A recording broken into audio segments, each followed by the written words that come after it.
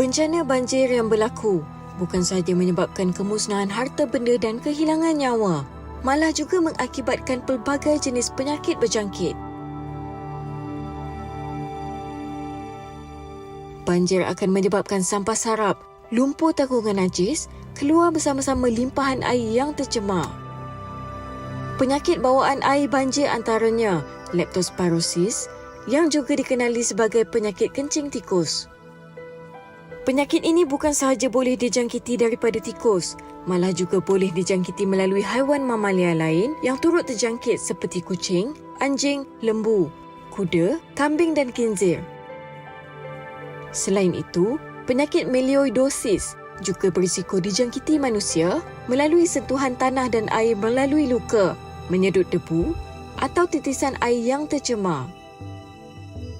Demam kepialu atau dikenali sebagai demam typhoid, sejenis jangkitan yang boleh dijangkiti melalui makanan dan air yang tercemar, hinggapan lalat yang mengandungi bakteria Salmonella typhi dan penggunaan air tercemar semasa dan selepas banjir.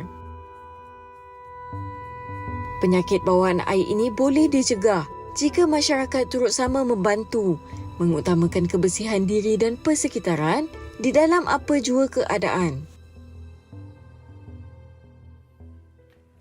Baik, tadi gambarannya bila mana berlaku bawaan air ni, di situ tergabunglah antara lumpur, kemudian najis, pelbagai kotoran dan sampai masuk ke dalam rumah, dan kita pun ada mungkin yang dah rasa macam selesa tak pakai kasut yang sesuai, jadi meredah saja dan bimbang kerana sekarang ni mungkin tak ada kesan, kita bimbang ada impak seminggu ataupun 2 minggu lagi.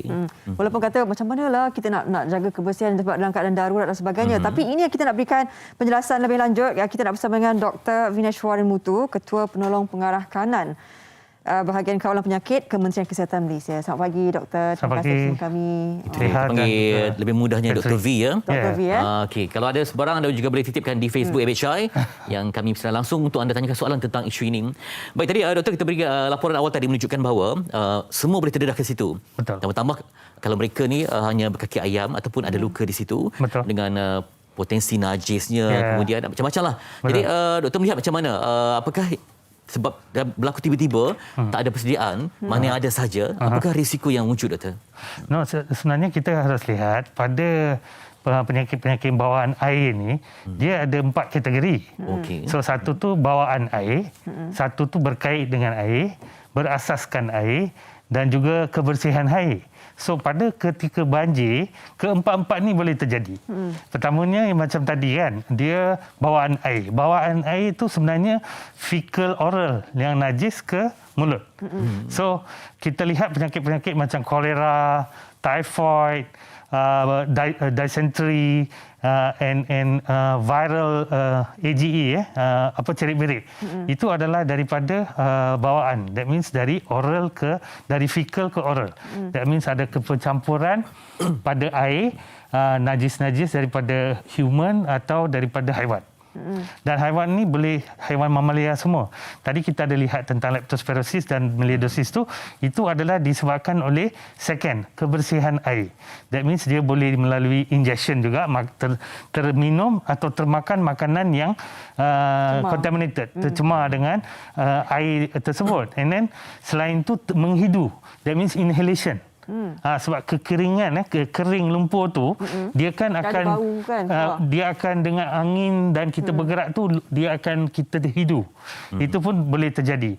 And then selain tu kontak tu apabila kita mandi, membasuh, tangan kita ada luka and so on.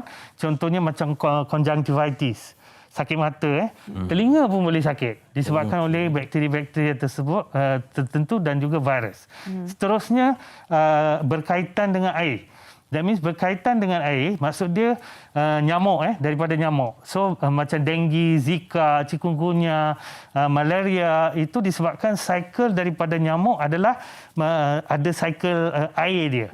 And then di situ dia boleh pindahkan virus kepada manusia. Dan seterusnya berasaskan air. Contohnya cacing tertentu, dia complete dia punya cycle di air. So dia bukan hanya leptospirosis dan melioidosis saja. Kita ada range spectrum of disease. Banyak yang seorang boleh kena tu bukan hanya satu. Dia boleh kena 3 at one time. Oh, okey. Cacing boleh kena, jangkitan mata boleh kena, leptospirosis pun boleh kena. So that's why pada keadaan banjir itu kita kena lihat adakah air yang kita minum atau menyediakan makanan adalah safe water, bukan jernih sahaja. Okey. Air itu bukan jernih sahaja, selamat. Sebab air itu ada komponen, 5 komponen yang kita kena lihat air itu selamat atau tidak. Pertama, ada tak pepejal terampai di dalam air tersebut. Let's say dia jernih tapi ada rambut. Dia bukan safe water. Atau dia jernih ada cepihan-cepihan tumbuhan atau batu ke pasir ke, dia bukan safe. Itu pertama. Kedua, adakah kekeruhan? Kekeruhan maksud dia air lumpur tersebutlah. So sekali air itu dah keruh, dia bukan safe lagi. Dia memang out. You tak boleh consume, tak boleh cuci makanan. Apa lagi makanan mentah. Right. Itu kedua. Ketiga, warna. Kekeruhan lain, warna lain. Kadang-kadang kita cuci daging, dia warna merah kan. So itu bukan safe water. So ketiga dan keempat adalah bau dan juga rasa. Air itu memang tak ada bau dan tak ada rasa. Tapi bila dia dah ada rasa, dia dah ada bau, that means it is not safe. Keempat adalah temperature, dia suhu. Let's say air yang panas tu, bila dia panas, dia boleh melarutkan mineral, dia boleh melarutkan bakteria and so on. That's why 5 perkara ni harus kita titik beratkan sebelum kita consume atau prepare makanan-makanan tertentu. Baik. Doktor, sekarang ni kan kita tahu banyak lokasi pasca banjir ni. Ya, kan? betul. Orang datang kemas rumah, cuci rumah Betul. dan sebagainya. Ya. Saya nak tanya, macam barang-barang tu kan. Contohnya pinggan mangkuk, gelas dan sebagainya. Dah kena lumpur tebal ni, doktor. Yes. Adakah nasihat doktor lah kan? Boleh dicuci dan dipakai semula ke ataupun bagaimana? Itu soalan yang susah nak jawab sebab dia menyebabkan faktor kita nak beli baru kalau saya suruh Tapi dari buang. sebab kesihatan tu. Daripada kesihatan, kalau ada cala-cala sedikit pun di mangkuk ke apa ke, dia boleh ada bakteria. Dia boleh ada kuman di dalam tu. So kita kena lihat adakah pinggan mangkuk tu memang bersihnya yang kita dah cuci atau kita boleh rendamkan dalam Dettol and so on sebelum kita cuci balik dengan air. Sebab dia ada 2 hal tau. Mencuci dan mendisinfektan. Okey. Mencuci lain, mendisinfektan lain. Okey. So apabila suatu alat tu adalah kotor, kita kena clearkan kotor tu dulu. Menggunakan pencuci yang boleh emulsify the kotor tu. Lepas tu baru disinfect. That means you akan menyahkumankan. Tapi kalau you buat sebaliknya, dia tak jadi. Disinfect tu tak jalan. So that's why kita kena lihat adakah kita telah mencuci atau mengeluarkan apa-apa minyak atau lemak and so on pada permukaan utensil tersebut. Selepas tu kita disinfektan. So 2 hal ini kita kena lihat. And then satu pencuci dia bukan disinfektan. Satu disinfektan bukan pencuci. So that's why benda ni kita kena lihat daripada dia punya birth certificate pencuci tersebut lah. Kita kena baca lah. So far kita pergi je, kita beli je jenama tu kan. Tapi kita tak pernah baca. Tahu. Kita tak pernah tahu adakah dia pencuci sahaja atau disinfektan. Atau disinfektan dengan pencuci. So itu yang nasihat saya lah. Saya tak boleh cakap you kena buang and so on. You kena tengok dulu. You tengok dulu adakah benda tu dah pecah. Adakah dia punya surface tu masih smooth atau dia dah cala-cala and so on. Kerana kita nampati bahawa pada cala-cala permukaan yang tercala, dalam age tu dia boleh ada kuman-kuman yang membiak. Ya, sebab kawasan tu mungkin tak rata kan. Yes. Celah-celah tu mungkin ada lagi. Terutama sebab ada barang-barang ataupun ni yang terendam lama. Saya tengok ada kes di mana ada makanan, buah-buahan ke yang diselamatkan padahal dah terendam lama ya. Memang itu sangat berisiko tinggi. High risk. High risk. Sebab kita tahu yang ada something called osmosis. So walaupun dia dah rendam, membran itu boleh menyerap air atau mengeluarkan air berdasarkan concentration yang buah tersebut berada. So that's why kita kena hati-hatilah. Kalau makanan mentah memang no lah. Okey, mungkin nasihat doktor lah kepada orang ramai kan, sebab sekarang kita tahu ramai yang turun ke lokasi banjir pasca banjir ni. Nasihat doktor sendiri kepada mereka yang turun membantu bangsa banjir sendiri sekarang ni, apa yang perlu dilakukan? Okey, so 3 hal lah. Pertama tu pada air yang bersih, air safe water lah supply. Kedua adalah sanitasi dan hygiene. Ketiga So pertamanya pastikan minum, sebab kita bekerja and so on, kita penat, boleh dahaga and so on. Pastikan air itu memang safe water, filtered atau boil.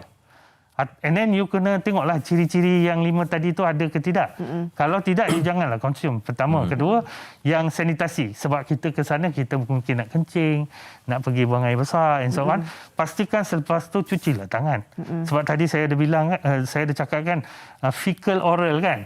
Bila tangan kita tidak tercuci, sebab human yang transmit penyakit-penyakit kepada human langsung. Seperti demam kepialu, dysentery, macam rotavirus, and then certain disease tu memang daripada human ke human. So itu sanitasi. Seterusnya hygiene lah, mencuci tangan. And then kita tengok bila kita melakukan kerja-kerja pembersihan, adakah tangan kita terluka, tercala, atau memang kita dah ada luka sebelum kita ke sana. Pastikan luka tersebut you dah balut dengan something yang waterproof lah. Bandage yang waterproof and so on, supaya you pergilah. And then selagi another thing, adakah you penyakit kronik? Tadi kita ada cakap melioidosis kan. Melioidosis ni satu opportunistic infection. Maksud dia akan menjangkiti seseorang yang mengalami daya tahan yang rendah. Antibody dia rendah. Memang rendah. So dia boleh menjangkiti. That's why dia pada orang tertentu dia akan baik. Dia akan baik, self-limiting. Kita boleh 1-2 hari itu demam, lepas tu baik.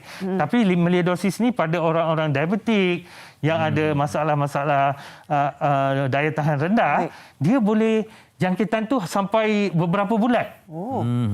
And then kalau dia dah jangkit beberapa bulan, dia dah jangkit organ. Dan bila dia dah jangkit organ, kita kena bagi antibiotik mungkin 60 hingga 90 hari. So dia kena tahu adakah dia daya tahan rendah atau tidak sihat, tak perlulah pergi jadi volunteer kan. Betul. And then and then make sure kita gearing tu, PPE kita tu betul.